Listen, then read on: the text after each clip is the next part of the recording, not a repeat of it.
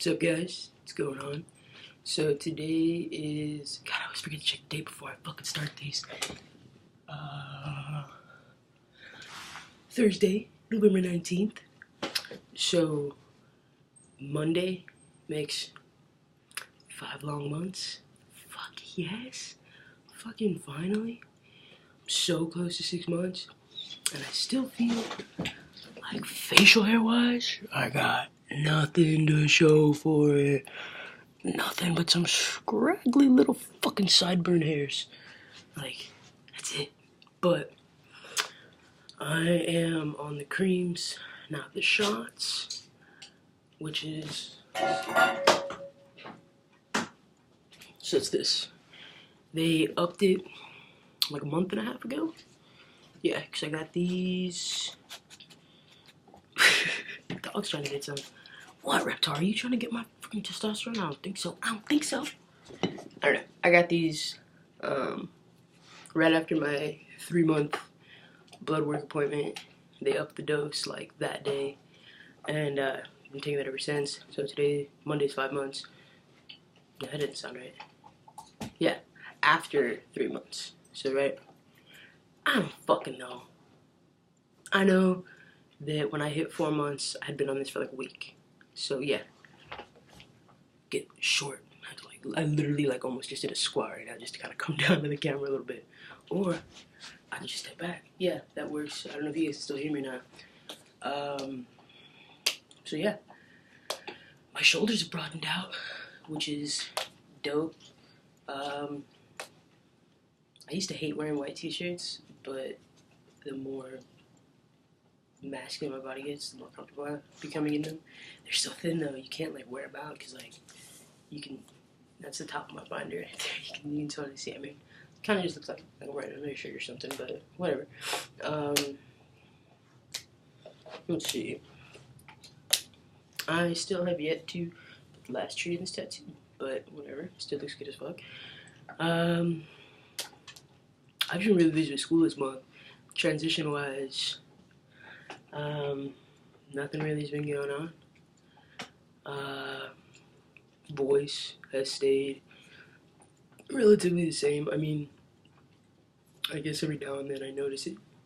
It definitely takes a little bit of a drop, but nothing like, obviously nothing like the beginning. I was like, hey guys, what's up? What's going on? And he was like, hey guys, how's it going? But, no, yeah, I'm definitely loving where my voice is deciding to kind of stay. I definitely think it fits. I like it.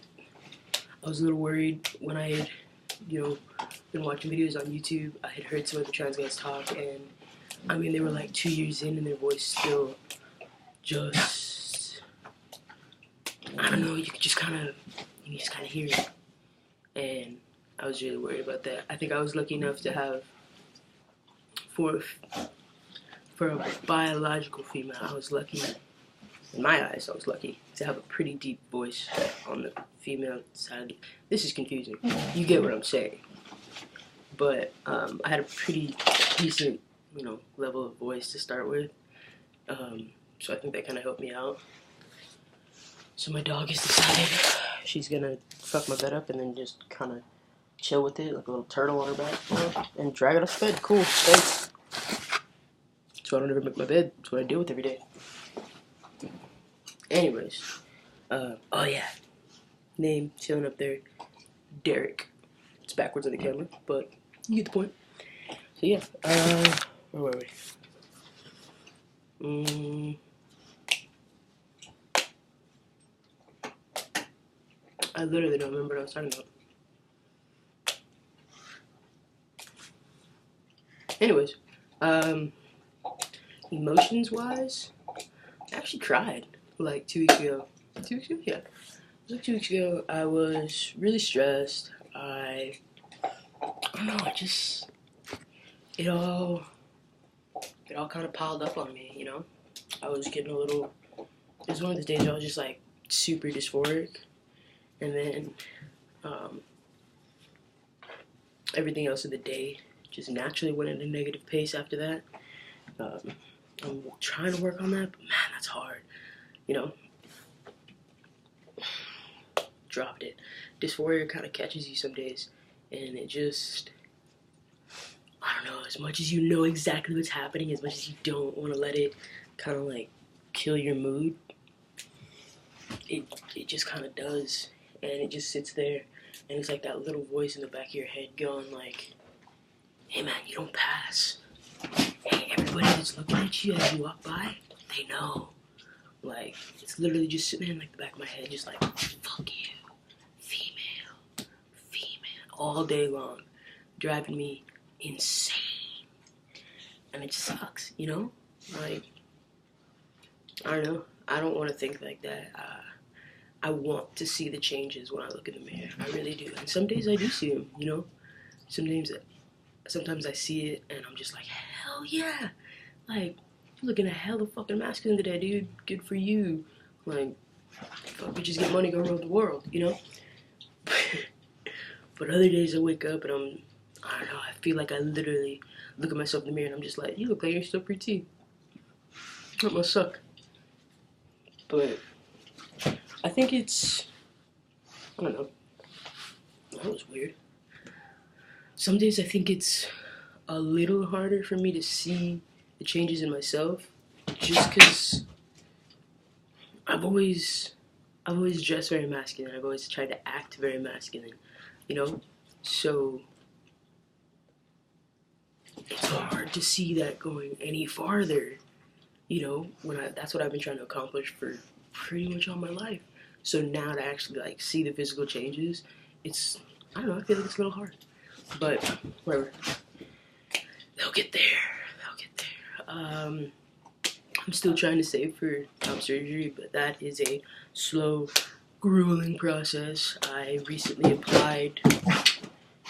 Really? You're gonna decide to play tug of war with yourself while I'm recording a video? You're thumping. It's her swinging the rope around, hitting random shit, including my legs. So yeah. I'm still trying to save for top surgery, but like I said, that is a grueling process. It is like $6,000, and that's like probably not even including travel costs. So that sucks. Damn, I look good right here. Just real quick. Sorry, I've been hitting the gym lately, and it's making me feel like I'm super fucking masculine, which is dumb. Top surgery is expensive.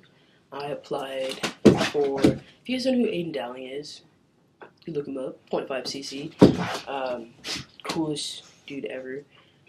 Can't believe he started that whole fundraiser and everything. And this year, I was looking at the website the other day and they were saying like, if every person who went on the website donated $1, they could come up with like close to $30,000 to give away to trans guys and like literally pay for like 6 or 7 trans guy surgeries. I thought that was the dopest thing ever. There's so few people trying to make an impact in our community, and I get it. It's because for so long, you know, our community wasn't really out there. But as we come more into the light, we're starting to see these really great individuals trying to make an impact and trying to help other guys in the community, and I think that's great. That's where I want to be one day, you know? That's where I see myself in a couple years, is doing just that, giving back to this community. So, I applied for his scholarship grant. I'm really hoping for it, because if I get it, that's like $3,000, I think, right now, at the last time I checked. He'd get $3,000, right? Something like that. I don't know. But yeah, that's halfway there, you know? It's a lot easier in my mind to consider ways to come up with $3,000 than it is to come up with 6. So that would be dope. Ideally, if I got the grant and I could raise the other 3, I would have top surgery no later than like August of this coming year. We're already in fucking middle of November. We might as well call it this coming year. August 2016. Ideally would be at the latest. For all fucking shits and giggles, I'd love to have it in like May. but I can't come up with $6,000 between here and May, let alone schedule surgery, have it set, and actually get in. And that's another cool thing. So I've been looking up a lot of top surgeons. Obviously, Crane is like one of the biggest ones. Everybody seems to know who Crane is, and rightfully so. He's like one of the top guys in what he's doing. He is opening another office in Austin this January, and like blew my fucking mind. I live right here in Austin, and I was sitting here trying to figure out like how the fuck am I gonna afford a $6,000 surgery plus like close to $1,000 worth of travel costs to get from here to California, because I really do want him to be my surgeon, and I really think that if I'm gonna pay $6,000 to go under the knife and end up with like lifelong scars and all that good stuff and put my life at risk, I'm gonna go to the guy who's worth it. So I mean, I had found surgeons, you know, in Dallas and like Houston, San Antonio, El Paso, that's where I'm from, all throughout Texas, but I'm not saying that their ratings were bad, but I'm not saying like, here's them, here's Crane. Get me? So when I found out he was coming to Austin, no brainer. Nobody else is doing my surgery but him. Like, I'm so excited. I cannot wait. But from what I've seen, he's already got a ridiculous wait list. So I need to hurry up, start doing my consultation with him, all that good stuff, so that I can start to book surgery, so that I can get shit done. I can't wait for the day that I have top surgery. As soon as I'm healed, I'm literally like, okay, eventually I'll have to put a shirt on, but I'm gonna walk around shirtless for like 99% of my time after getting top surgery, and nobody can stop me. Yeah, I'm literally so excited for top surgery. You wanna play fetch? Haha, I just got your toy. What are you gonna do? Okay, oh my god. Tell me this is not the cutest dog in the whole world. Excuse my mess of a room. Tell me she is not adorable. Look at her. Oh. Yeah, she's cute. My room's a mess. I'm sorry. I'm a college kid who gets like 4 hours of sleep every night, doesn't have time to clean his room. Whatever. Jeez, if I wasn't going to college, I'd have top surgery done like today. But college is such a money sucker. Everything's so expensive. And just the city itself is so expensive. It's so hard to save for top surgery funds for anything. This dog is insane, and I love her. If you didn't know, my dog's name is Reptar. Coolest fucking dog in the whole world, right? Oh my gosh. What was I gonna say? Oh yeah, I mean, this month's actually been pretty good. A couple of the other months were a little rough, emotionally, mentally. Like I said, I did cry like 2 weeks ago, but that's just because that was just months and months of emotions just kind of building up, and it all just kind of finally hit the surface. And at first, I got like really angry, and I just wanted to hit something. Then I told myself like, okay, stupid, don't hit anything, you break something, probably your hand, duh. So I was like, okay, don't hit anything. What's the second option? I had already been to the gym that day. My body was already tired, so I wasn't going to go back to the gym. And then, as I'm sitting here, just like, what the fuck am I going to do? Wow, I just start crying.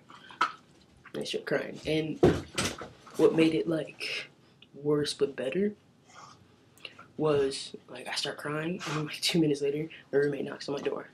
And I was just like, fuck, I have to answer the door like this. And so I answer the door, and, like, I have really awesome roommates. Like, really awesome roommates. They're super supportive. They legitimately care about how my transition is and like how I am, and like mentally if I'm okay, emotionally if I'm okay. They care, which is really dope. Better fucking care. I've known them since high school. No, I'm just kidding.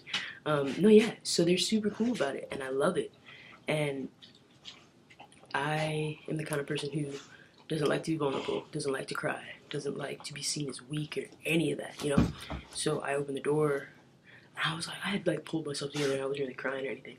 But like, I guess you could kind of see it on my face. And right away they were like, what's wrong? And you know, when you're crying and somebody asks you what's wrong, it's almost like your body's just kind of like, fuck you, you're not going to talk, you're just going to cry. And the tears kind of started coming. And it was really just nice to be that vulnerable. And they were just there. They just was like, you know what, come here. And they just gave me a hug. And they just told me it was going to be okay. They told me I was going to be okay. And they told me it's all going to be fine. You're going to get through this. And it's true, you know. They just comforted me very well. And I like that. So I'm lucky. I know that. I know a lot of guys out there going through what we're going through. Lose friends, lose family, just lose a lot of people in their life. And I have been very lucky to not lose anybody that was important to me, but I lost a couple people who knew me, you know, but they weren't like stepping stones in my life or like my core group of friends, you know. It was just like people I went to high school that just kind of didn't really agree with what I was doing, just kind of just unfriended me on Facebook. So far, nobody said anything rude or like fucked up to me about it. Nobody's been a dick about any of it, so that's cool. I think I've definitely gotten, I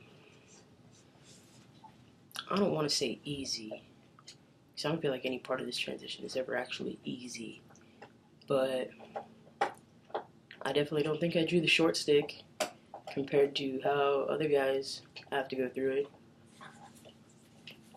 So, I mean, I'm lucky on that end. But yeah, damn, this video is 16 minutes. Holy shit, my bad, guys. So yeah, if you stuck around to watch this video, you get a prize. I'm just kidding, you don't get shit. But thank you for watching. And if there's anybody out there who needs help or just needs somebody to talk to, who just has questions, I'm your guy. Hit me up. So yeah, you can find me on Instagram under, and this is a long one, guys, I know, but it's the only one they'll let me have, _Derek _the_dude. So yeah, you can find me on Instagram there. So yeah, everybody have a good day, positive vibes. Dudes who are watching this, you're manly as shit. You are the manliest man in the world. So yeah, everybody have a good day. Derek out.